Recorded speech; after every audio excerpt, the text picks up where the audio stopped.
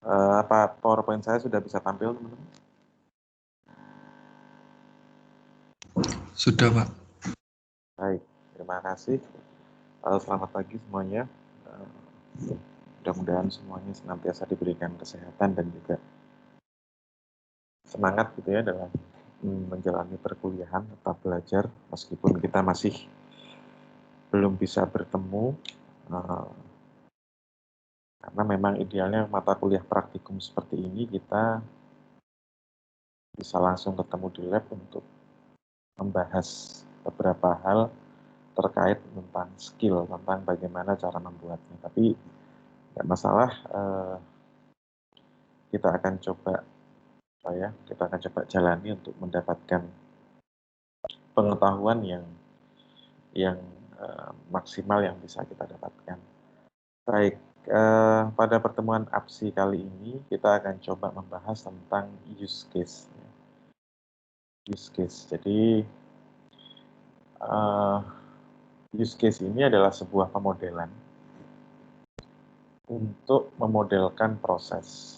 Ya, setelah minggu kemarin kita belajar tentang requirement. Kita menentukan apa requirement-nya yang nanti diinginkan ketika sistem itu dibangun.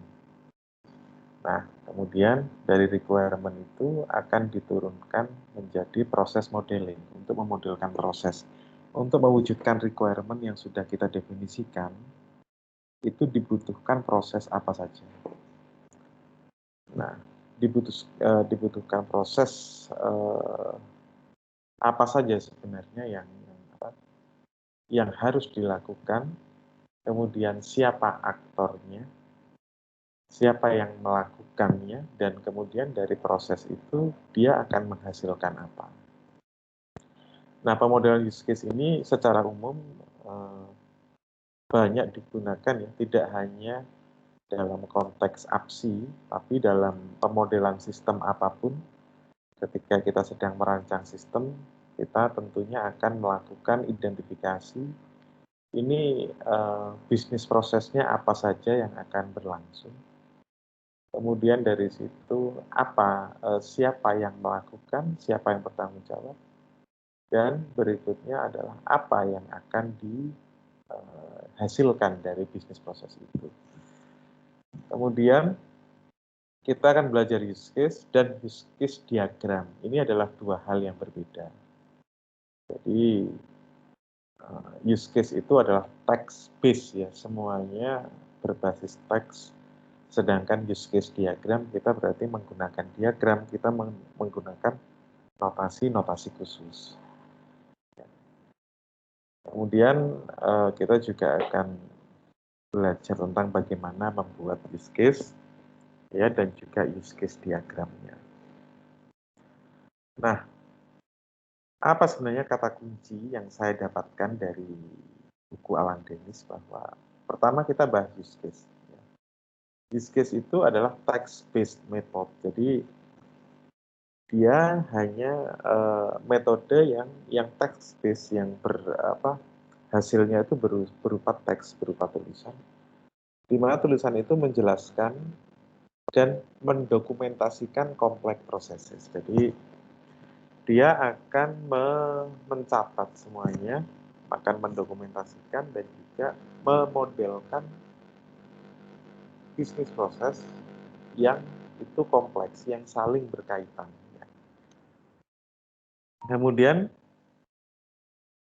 use case itu add details to the requirements. Jadi urutannya setelah kita membuat requirement, itu membuat use case.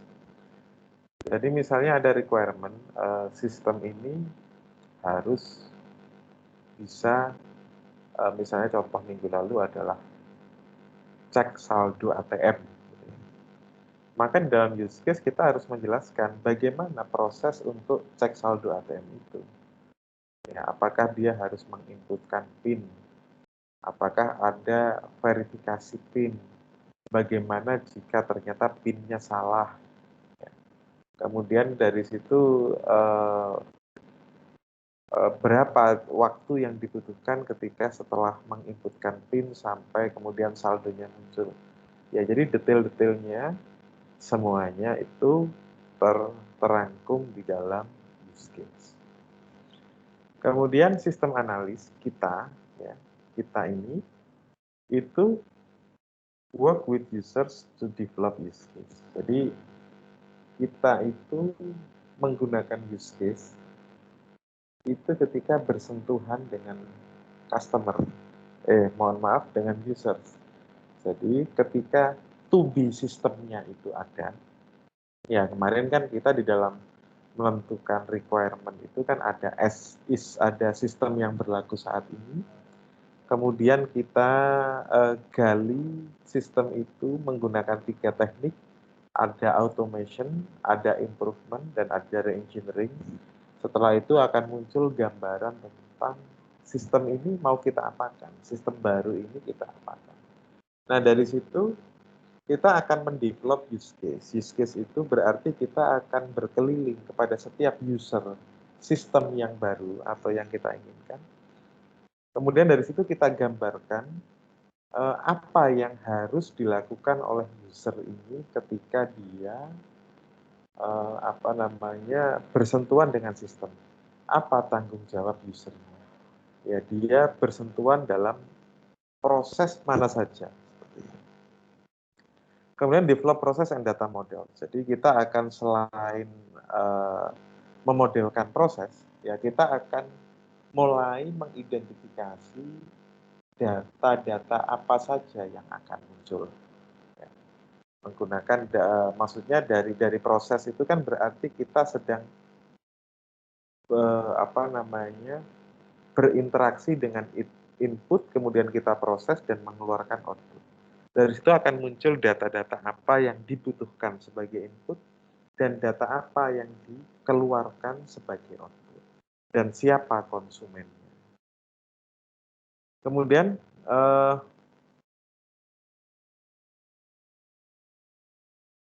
use case is a set of activities. Jadi use case itu adalah step, adalah isinya penjelasan langkah-langkah, penjelasan tentang beberapa proses, ya, penjelasan tentang beberapa proses tertentu yang proses itu dilakukan oleh siapa yang melakukan proses itu, kemudian produce some output result, kemudian dia akan menghasilkan output, ya, apa luaran dari proses ini. Kemudian describe how the system reacts, jadi menjelaskan tentang bagaimana sistem itu berinteraksi dengan setiap aktivitas yang dilakukan. Jadi misalnya kita menginputkan password gitu ya, terus kemudian password itu salah. Bagaimana sistem itu bereaksi dengan inputan kita? Itu juga akan didetailkan dalam use case. Kemudian to an event that trigger the system, artinya bagaimana reaksi sistem itu kepada event, ya, kepada suatu kejadian, ya, yang men-trigger the system, yang akan mempengaruhi atau menstimulasi dari sistem itu. Nah, trigger, ya. Jadi kalau kita belajar buku Alan Dennis itu akan ada trigger. Trigger itu adalah sebuah event. Ya. Kalau nanti kita belajar simulasi, ya, yang dinamakan event adalah segala sesuatu yang dia merubah state dari sistem.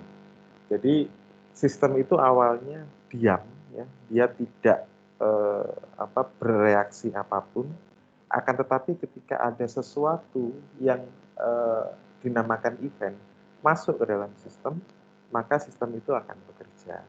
Jadi misalnya di sini event itu misalnya ada konsumen datang, kemudian konsumen misalnya kalau misalnya contoh kasusnya ATM,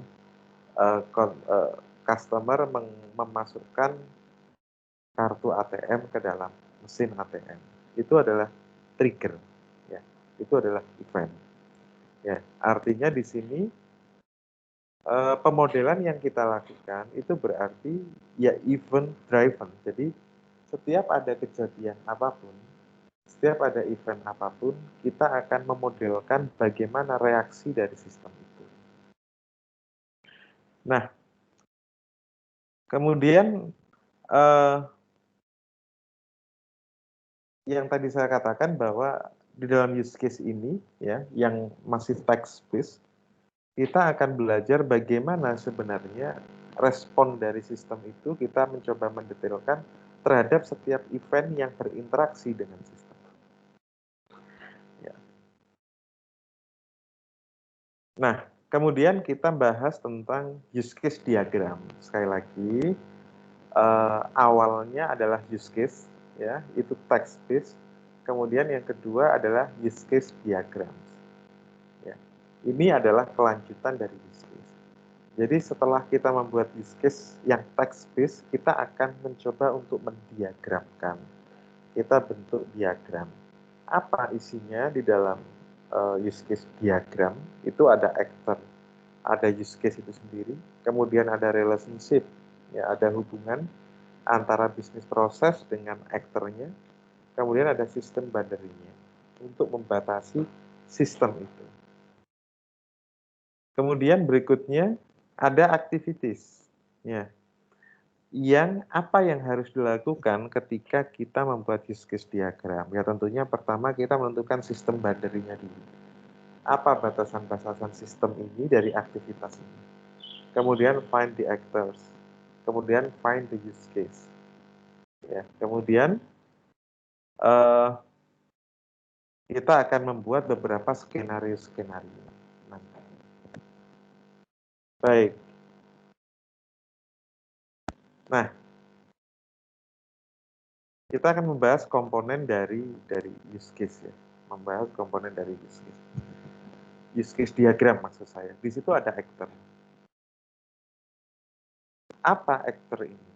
Adalah sesuatu atau seseorang ya yang dia itu berasal dari luar sistem, di mana dia itu akan menghasilkan event. Ya.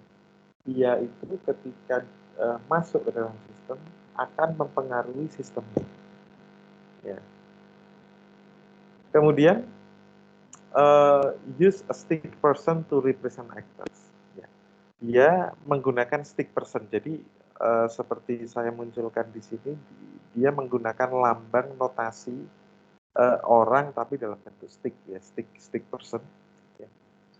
Kemudian actors are always external to the system. Jadi actor ini ya adalah berasal dari luar sistem. Apa sistem di sini? Ya, sistem boundary. Jadi ketika kita memodelkan use case ini, kita akan membuat batasan sistem itu. Apa bisnis prosesnya yang terjadi di dalam sistem itu, kemudian kita batasi. Kemudian aktor adalah sesuatu atau seseorang atau event apapun yang bisa mempengaruhi sistem. Jadi aktor dikatakan dia adalah selalu berada dari luar sistem. Ya. Kemudian use case-nya. Ya. Use case ini adalah notasi untuk memodelkan bisnis proses, memodelkan proses, memodelkan aktivitas apa yang berelasi dengan aktor tadi. Ya. A specification of sequences, jadi spesifikasi atau urutan-urutan atau aktivitas atau action tertentu happens by interacting with outside actor. Jadi apa yang interaksi yang dilakukan oleh sistem internal ketika dia ada relasi atau ada aktor lain yang masuk. Ya. Kemudian bahasa yang lebih simpel, something that actor wants the system to do. Ya. Jadi adalah sesuatu yang diinginkan oleh actor itu dilakukan oleh sistem. Jadi misalnya yang kemarin contoh kasusnya adalah mesin ATM gitu, ada sistem informasi di mesin ATM, maka di situ aktor menginginkan dia informasi yang dia inginkan adalah katakanlah yang pertama berapa jumlah saldonya, kemudian apakah dia bisa melakukan transfer. Kemudian eh, ketika melakukan transfer, ya, apakah dia bisa melihat sisa saldo yang ada di dalam rekeningnya, dan seterusnya. Ya. Kemudian use case ini adalah always started by an unknown actor. Kemudian dia juga dilakukan atau ditulis berdasarkan user point of view. Jadi kita anggap ya aktornya ini adalah user. Ya. User ini dia melakukan apa di dalam sistem, itu yang akan digambarkan dalam use case. Ya. Kemudian tata cara penamaannya ya, adalah verb kata kerja with an object, dengan disertai dengan objek. Ya. Ini example, jadi misalnya di situ ada place order, ya, melakukan pemesanan. Jadi tidak cukup hanya melakukan gitu. Jadi tidak ada objeknya. Jadi harus jelas kata kerja. Jadi melakukan pemesanan, cek saldo, input nomor rekening, input misalnya PIN, ya. Kemudian pilih transaksi, ya. Atau yang lain misalnya cek ketersediaan buku. Jadi misalnya kita berada di sistem informasi perpustakaan. Ya. Jadi kita akan menggambarkan kira-kira apa aktivitas-aktivitas yang dia itu berrelasi dengan actor. Represented by an oval with name inside. Jadi ada bentukan oval seperti itu. Ya, kemudian di dalamnya ada ada isinya ya, yang isinya itu adalah kata kerja dan juga apa aktivitas yang dilakukan. Nah, kemudian kita kembali lagi ke use case, ke yang text based tadi. Dia adalah sebuah dokumen, ya. Dokumen yang menggambarkan all possible responses to the event, yang menggambarkan apa sebenarnya aktivitas-aktivitas yang terjadi ya ketika dia ada event atau ada trigger yang masuk ke dalam sistem. Ya. Use case ini berguna ya biasanya dimanfaatkan ketika situasinya itu complicated. Ya. Kita sedang membangun sistem yang besar, ya, sistem yang lebih kompleks, kemudian kita akan menggunakan use case ini sebagai alat pemodelan. Sekali lagi, ketika di situ dikatakan use case tanpa ada diagram, berarti bentuknya adalah text. Nah, ada elemen-elemen yang harus muncul ketika kita membuat use case. Yang pertama adalah basic information-nya. Ada nama use case, ada nomor, dan ada keterangan singkatnya. Kemudian ada trigger. Event that cause the use case to be event that cause the use case, ya, yang event yang akan mempengaruhi use case itu. Bisa dia itu jadi external trigger, bisa dari temporal triggers. Jadi eksternal itu misalnya ketika ada aktor yang tiba-tiba masuk ke dalam sistem, kemudian kalau temporal misalnya ada time based occurrences. Jadi misalnya ada yang memang dia itu sudah terjadwal. Ya. Sudah terjadwal ketika misalnya aktornya itu merupakan luaran dari use case yang sebelumnya. Kemudian viewpoint of the use case should be consistent. Jadi bagaimana cara kita membuat use case ini, viewpoint atau sudut pandang yang digunakan itu tetap harus konsisten.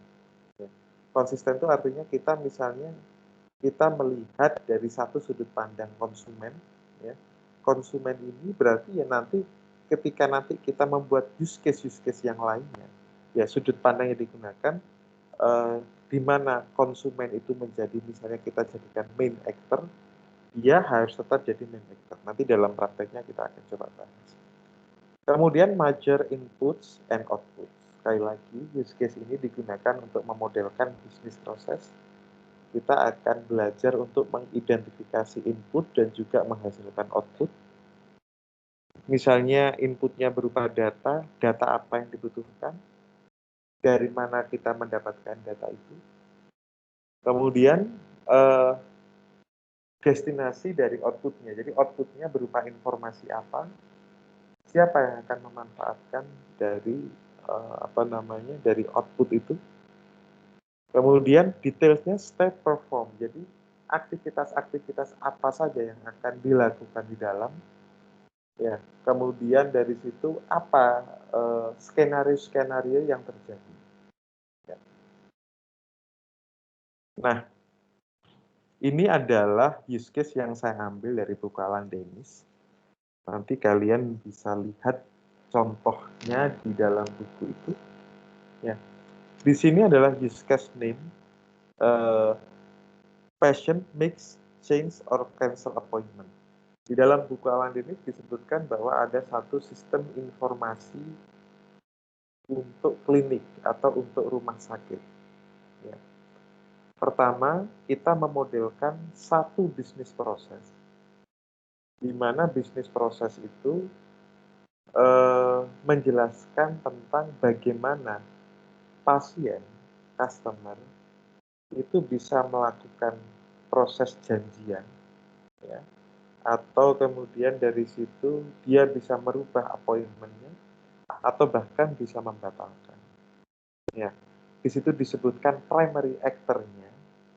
Sekali lagi, actor adalah entitas luar dari sistem informasi, misalnya tadi adalah klinik, yang dia itu berinteraksi dengan sistem.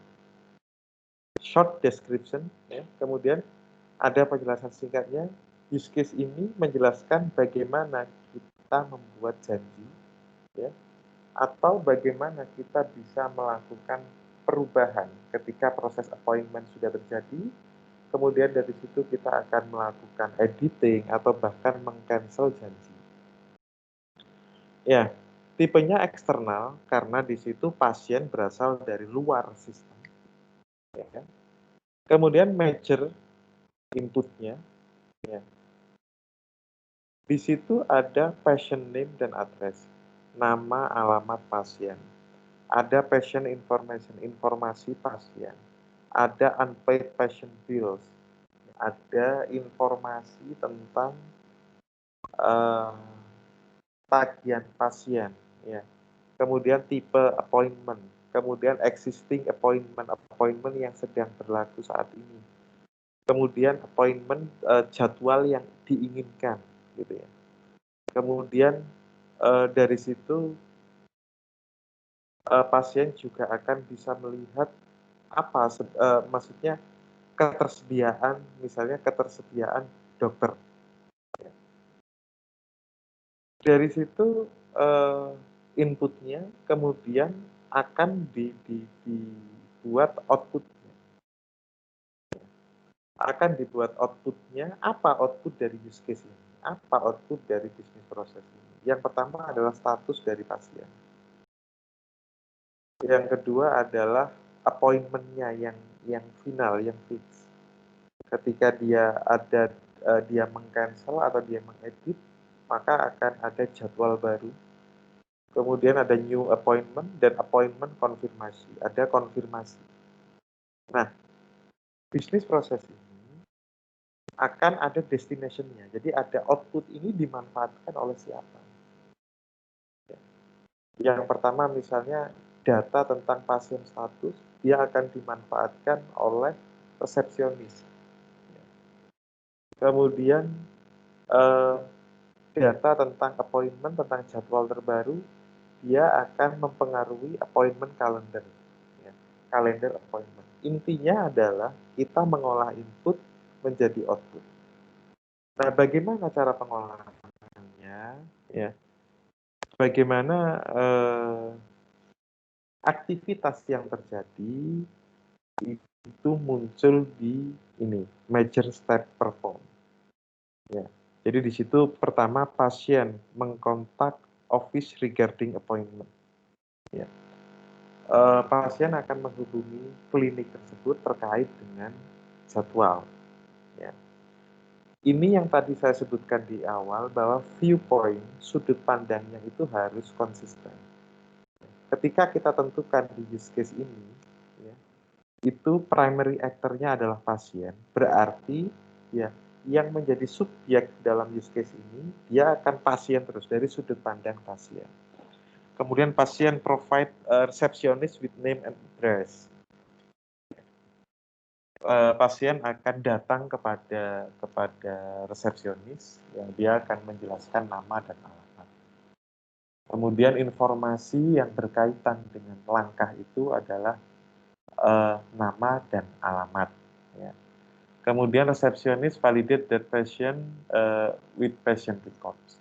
Ya, jadi dia akan melakukan cek nama dan alamatnya itu apakah dia sudah pernah terdaftar di klinik itu. Kemudian dari situ akan muncul, misalnya dia masih ada tagihan sebelumnya yang harus dibayar. Ya. Atau apapun informasinya. Intinya adalah kita sedang merinci apa aktivitas-aktivitas yang itu dilakukan secara berurutan. Berkaitan dengan mengolah bagaimana aktor ini berrelasi dengan sistem, ya. Kemudian dari situ dijelaskan apa inputnya dan apa outputnya, dari mana mendapatkan inputnya, dan untuk siapa output itu dibuat. Nah, tidak ada sebenarnya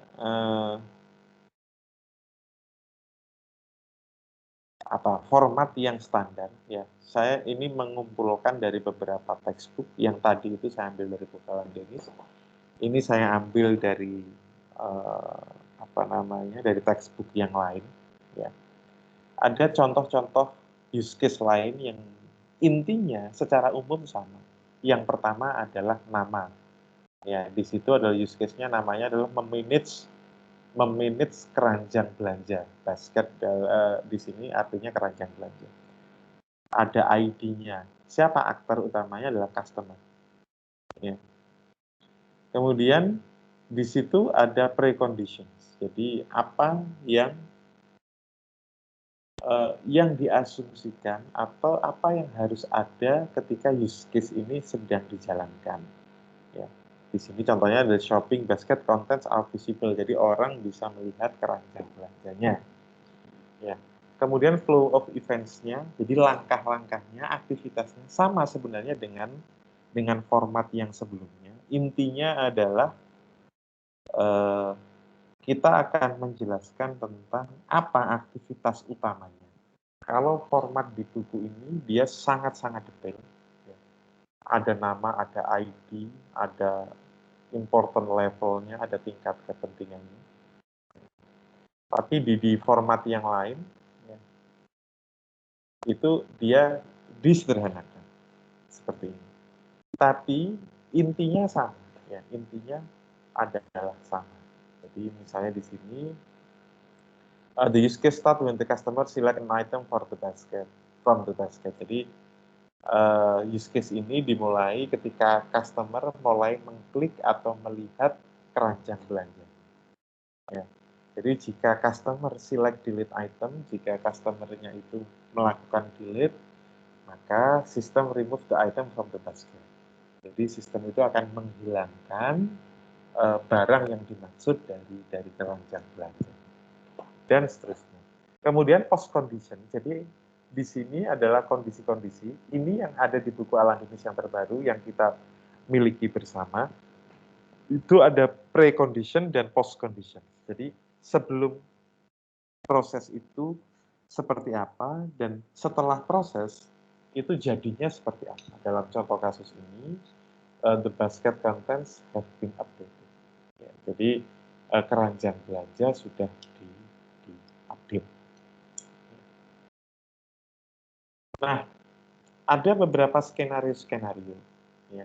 Ada primary skenario, ada secondary skenario. Ya, jadi skenario itu artinya ketika memang proses itu ada pilihan, ada decide. Ya. Misalnya contohnya tadi ada proses yang namanya kita bikinkan use case proses cek saldo di ATM. Nah, di situ ada primary skenario. Asumsinya adalah ketika semua berjalan sesuai dengan rencana. Ya, misalnya mesin ATM-nya itu, maksudnya PIN yang diinputkan benar, atau mesin ATM-nya itu ada uangnya, gitu. Itu primary skenario. Nah, secondary skenario ketika ada hal-hal yang tidak berjalan sebagaimana mestinya. Misalnya apa yang terjadi ketika PIN-nya salah yang diinputkan. Apa yang terjadi ketika uangnya habis. Ya. Display seperti apa yang akan muncul, itu akan muncul di beberapa skenario. Nah, ini adalah contoh tentang skenario use case tentang ini check out, proses ketika kita belanja online. Ada yang namanya proses check out, artinya kita akan melakukan pembayaran. Ya. Jadi primary skenario-nya adalah use case begin when the customer selects go to check out. Jadi use case ini dimulai ketika user akan melakukan proses pembayaran. Jadi proses pemilihannya sudah selesai, input ke keranjang belanja sudah selesai, kemudian dia akan melakukan proses check out. Nah, dari situ sistem displays customer order. Setelah kita check out, di dalam halaman check out itu, sistem akan menampilkan order yang sudah dilakukan oleh customer. Ya. Dan seterusnya beberapa urutan aktivitas-aktivitasnya. Ya. Nah, di bawahnya ada secondary skenario. Ya. Secondary skenario ini itu berarti memiliki use case sendiri karena dia adalah sebuah proses tambahan. Ya. Misalnya di situ secondary skenario-nya adalah invalid customer identifier. Ya, jadi misalnya konsumennya itu salah dalam menginputkan login. Ya, misalnya gini, kalian sedang belanja di katakanlah di Shopee ataupun di Tokopedia, marketplace apapun, kalian di awal bisa input ke keranjang belanja. Akan tetapi ketika sudah mau bayar, melakukan proses check out, kalian pasti diminta login. Nah, di situ ketika kalian salah dalam menginputkan login, nah itu skenario kedua. Ya, itu ada beberapa kejadian-kejadian ketika memang itu ada proses yang tidak berjalan seperti biasa. Di situ ada invalid credit card details. Jadi kalian salah dalam menginputkan kartu kredit, ya, kemudian di situ misalnya kartu kreditnya sudah melewati limit, ya, dan seterusnya. Kejadian error-error tertentu yang itu dimungkinkan ketika proses use case ini berjalan. Nah, ini adalah seperti saya tadi sampaikan bahwa setiap skenario itu memiliki use case tambahan. Memiliki use case tambahan. Jadi, use case utamanya adalah check out. Secondary skenario invalid customer identifier. Dia akan memiliki dokumen, memiliki kertas seperti ini. Ya. Memiliki kertas yang sama, dokumen yang sama, yang menjelaskan apa yang terjadi ketika katakanlah customer itu salah dalam melakukan input detail login. Ya. Nah, karena memang use case ini itu diturunkan dari requirement dari pertemuan sebelumnya, maka kita akan membuat matriks. Kita akan memastikan bahwa setiap requirement itu dia akan dibuatkan use case yang berkaitan. Ya. Misalnya requirement 1, dia berkaitan dengan use case yang nomor 1. Requirement nomor 2 berkaitan dengan 2 dan 3, dan seterusnya. Intinya adalah setiap requirement yang sudah kita tentukan dalam step sebelumnya, dalam step analisis sebelumnya, kita buatkan use case-nya, bagaimana supaya requirement itu terpenuhi. Bagaimana supaya requirement itu terpenuhi. Ya. Nah,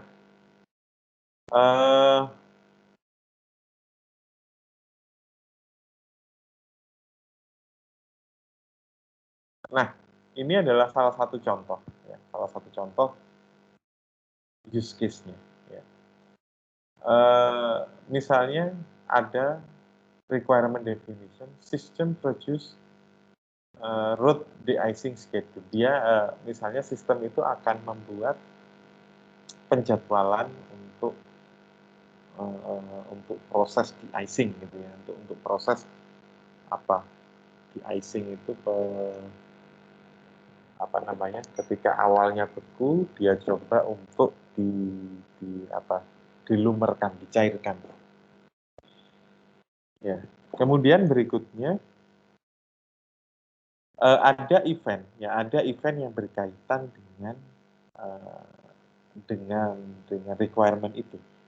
Ya. Dari event itu diturunkan menjadi siapa aktornya, ya. Kemudian diturunkan menjadi action, apa aktivitas-aktivitas yang berkaitan. Nah, dan berikutnya kita akan coba. Ya. Nah, ini adalah contoh use case diagramnya. Jadi ketika tadi di awal kita membuat yang use case berupa text based, ini kita berikutnya dari text based itu kita akan coba gambarkan menjadi diagram. Nah, saya sudah masukkan beberapa referensi video yang bisa kalian pelajari ketika membuat use case diagram. Ya, saya pilihkan beberapa yang itu memudahkan. Nah,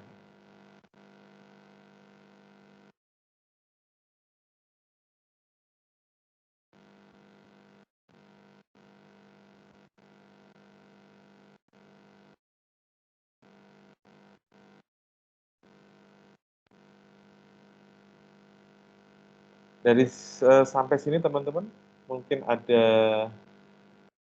pertanyaan? Ya.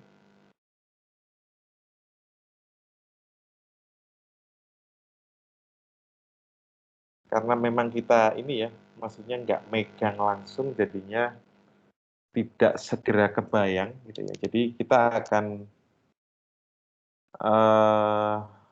lanjutkan dengan pengerjaan beberapa kasus di buku Alan Dennis, dan besok kita akan coba bahas ya. Jadi